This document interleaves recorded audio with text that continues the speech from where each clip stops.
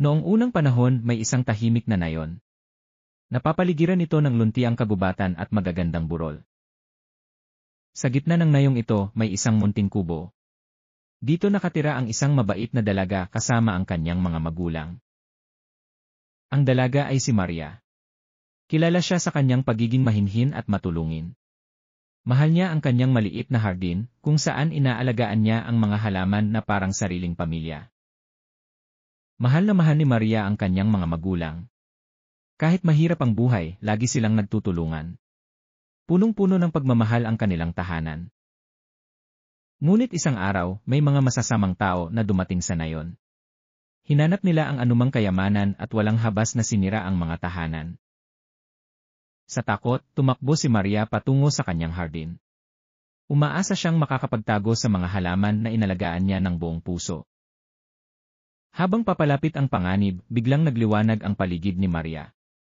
Isang mahiwagang enerhiya ang bumalot sa kanya, unti-unti siyang nawala sa paningin. Nang dumating ang masasamang tao sa hardin, hindi nila nakita si Maria. Ang tanging naroon ay isang kakaibang halaman. Ang maliliit nitong dahon ay kusang tumitiklop kapag hinahawakan. Nang bumalik ang kanyang mga magulang, hindi na nila siya nakita. Ngunit sa gitna ng hardin, may tumubong bagong halaman, ang mahiwagang makahiya. Doon nila napagtanto si Maria ay naging isang halaman. Isang sagisag ng kanyang pagiging mahinhin at marunong magtanggol sa sarili.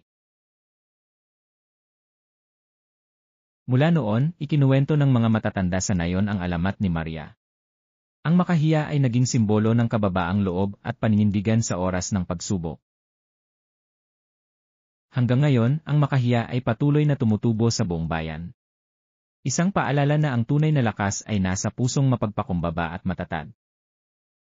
Ang bawat halaman ay may kwento at bawat kwento ay may aral. Tandaan, ang pagpapakumbaba at lakas ng loob ay kayamanang hindi mananakaw ni numan. Ito ang alamat ng makahiya. Isang paalala na kahit ang pinakamaliit ay may kakayahang lumaban at magtanggol.